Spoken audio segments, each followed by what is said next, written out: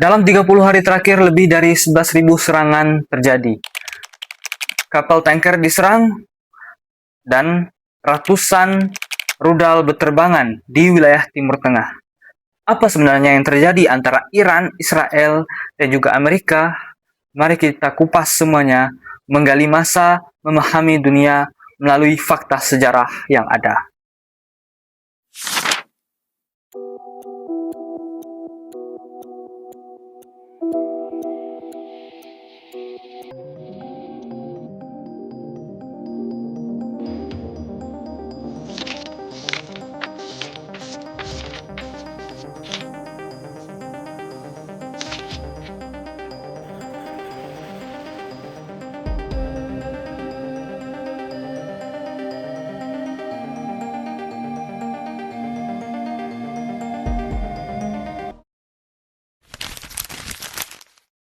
Nah, geng, permusuhan ini berakar dari perbedaan ideologi, kepentingan politik, serta perebutan pengaruh di kawasan strategis tersebut. Sejak revolusi Iran tahun 1979, Iran mengubah haluan politiknya menjadi negara dengan ideologi Islam revolusioner yang secara terbuka menolak keberadaan Israel. Di sisi yang lain, Israel memandang Iran sebagai ancaman eksistensial, terutama karena program nuklir Iran yang dicurigai dapat digunakan untuk kepentingan militer dan juga perang. Short time ago, the U.S. military carried out massive precision strikes on the three key nuclear facilities in the Iranian regime: Fordow, Natanz, and Esfahan. Everybody heard those names for years as they built this horribly destructive enterprise. Our objective was the destruction of Iran's nuclear enrichment capacity and a stop to the nuclear threat posed by the world's #1 state sponsor of terror. Ketegangan ini semakin meningkat melalui perang proksi di berbagai wilayah seperti Suriah, Lebanon, dan Gaza, di mana Iran mendukung kelompok seperti Hizbullah dan juga Hamas, sementara Israel melakukan berbagai operasi militer untuk membatasi pengaruh dari negara Iran tersebut. Keterlibatan Amerika Serikat dalam konflik ini memperumit situasi. Sebagai sekutu utama dari negara Israel, Amerika Serikat memberikan dukungan militer, ekonomi, dan juga diplomatik yang signifikan. Selain itu, kebijakan Amerika terhadap Iran seperti sanksi ekonomi dan penarikan dari Joint Comprehensive Plan of Action pada tahun 2018 semakin memperuncing ketegangan antara kedua negara. Ya begitulah, Amerika Serikat selalu ikut campur urusan negara lain, bahkan keluarga orang lain. Konflik Iran dan juga Israel disertai dengan Amerika Serikat memiliki implikasi besar terhadap ekonomi global, terutama karena kawasan Timur Tengah merupakan pusat produksi energi dunia. Ketegangan yang meningkat dapat mengganggu stabilitas pasokan minyak, terutama di jalur strategis seperti Selat Hormuz yang dilalui sebagian besar ekspor minyak di dunia. Iran secara resmi menutup jalur pelayaran strategis Selat Hormuz. Penutupan itu diumumkan pada Senin 2 Maret 2026 di tengah meningkatnya ketegangan di kawasan. Penasihat Komandan Korps Garda Revolusi Islam Iran, Brigadir Jenderal Ibrahim Jabari, memperingatkan bahwa setiap kapal yang berupaya melintasi selat tersebut akan menghadapi konsekuensi serius. Ia menegaskan bahwa kapal yang mencoba melewati jalur itu berisiko diserang dan dibakar. Jabari juga menyatakan Iran akan mencegah ekspor minyak dari kawasan tersebut. Akibatnya, harga minyak global cenderung mengalami lonjakan yang berdampak langsung pada inflasi di berbagai negara. Negara-negara importir energi akan mengalami peningkatan biaya produksi dan transportasi, yang kemudian berimbas pada kenaikan harga barang dan juga jasa. Selain itu, ketidakstabilan geopolitik juga mempengaruhi pasar keuangan global. Investor cenderung menarik investasi dari wilayah berisiko tinggi dan beralih ke aset yang lebih aman seperti emas dan juga dolar Amerika Serikat. Dolar ya. Sebentar lagi kayaknya dolar akan digantikan oleh uang dari Cina tersebut. Hal ini menyebabkan fluktuasi nilai tukar dan ketidakstabilan di pasar saham global. Dampak lainnya adalah terganggunya rantai pasok internasional, khususnya jika konflik meluas dan melibatkan jalur perdagangan utama. Negara-negara berkembang menjadi pihak yang paling rentan karena ketergantungan mereka terhadap impor energi dan stabilitas pasar global.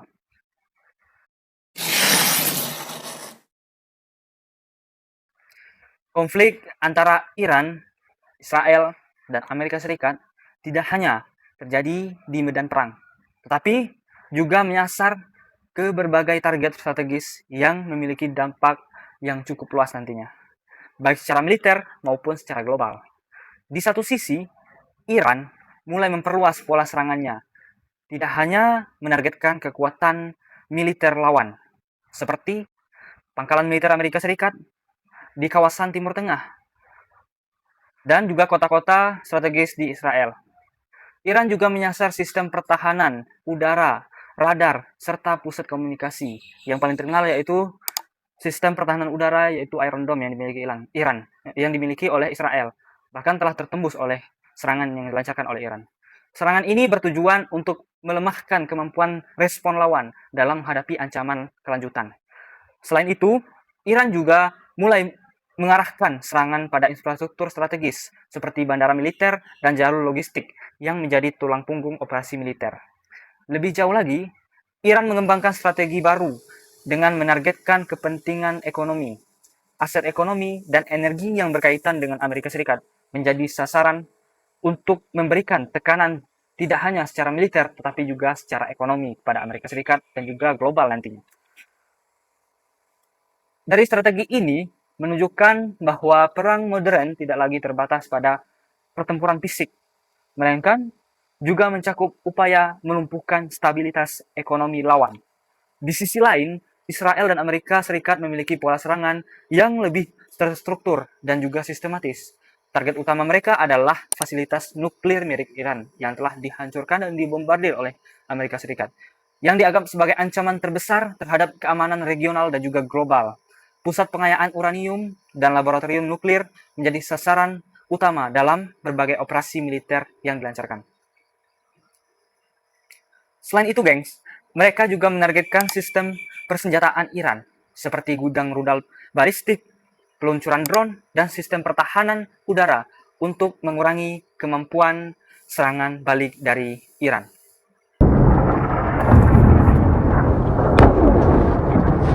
Serangan juga diarahkan pada infrastruktur militer secara luas, termasuk pada militer, pusat komando dan instruksi pertahanan, dan industri pertahanan.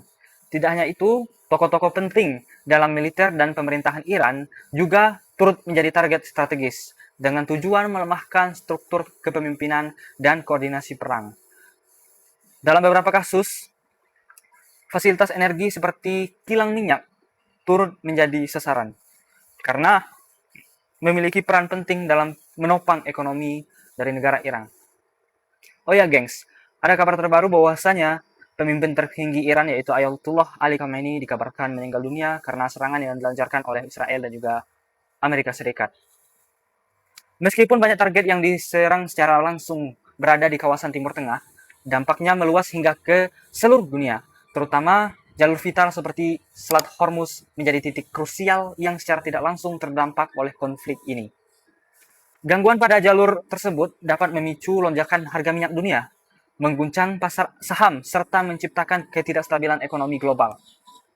Dengan demikian, konflik antara Iran, Israel, dan Amerika Serikat menunjukkan bahwa perang modern tidak hanya berfokus pada kemenangan militer, tetapi juga mencakup penguasaan terhadap infrastruktur, strategis, dan ekonomi. Target serangan yang beragam mencerminkan kompleksitas konflik ini, di mana setiap langkah militer memiliki implikasi luas terhadap stabilitas global.